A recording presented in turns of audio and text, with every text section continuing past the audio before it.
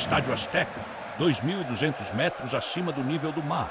Um estádio onde o México não perdia uma única partida de Copa do Mundo desde 1982.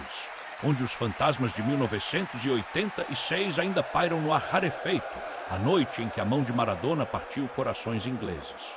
Os homens de Thomas Tuchel entraram naquele caldeirão como visitantes em todos os sentidos da palavra, e o que eles levaram para casa foi nada menos que um clássico histórico da Copa do Mundo, uma vitória por 3-2 que será relembrada por anos. Vamos falar sobre o início, porque é aqui que a história realmente começa.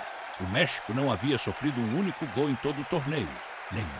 5 jogos sem sofrer gols, a um passo da história, uma defesa que havia sufocado todos os atacantes colocados à sua frente.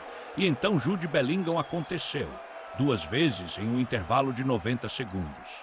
Primeiro um cabeceio após cruzamento de Saka que silenciou 60 mil vozes em um instante.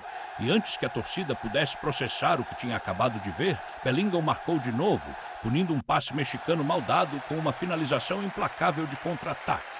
2 gols, 90 segundos, e de repente a fortaleza invencível tinha rachaduras por todos os lados. Mas isso é uma Copa do Mundo e nada permanece simples por muito tempo. Julián Quiñones, a revelação do torneio, o jogador já empatado no recorde de mais participações em gols por um jogador mexicano na história das Copas, deu à sua nação a resposta que ela precisava. Uma finalização precisa que reduziu a diferença pela metade e transformou um Azteca atônito de volta em um estádio em festa. 2-1 no intervalo e dava para sentir o ímpeto mudando, com a Inglaterra se agarrando a uma vantagem que de repente parecia frágil.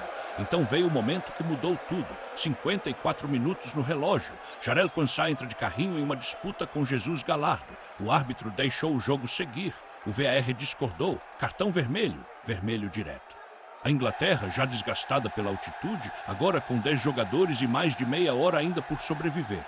Essa é a parte da partida em que a maioria das equipes desmorona. Essa é a parte em que a Inglaterra, de alguma forma, ficou mais forte. Em vez de recuar, a Inglaterra foi para cima. Harry Kane, o capitão, o caçador de recordes, apareceu quando Anthony Gordon foi derrubado dentro da área.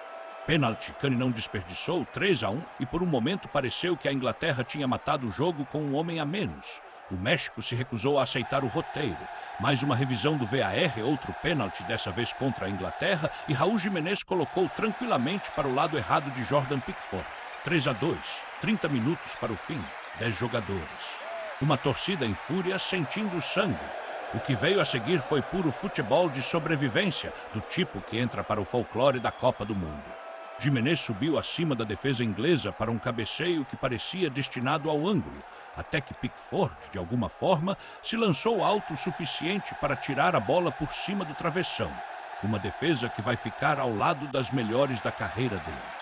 Momentos depois, César Montes pronto para aproveitar o escanteio seguinte, apenas para ver Bellingham, o mesmo homem que fez 2 gols, correr de volta e fazer um corte em cima da linha que salvou a partida mais uma vez.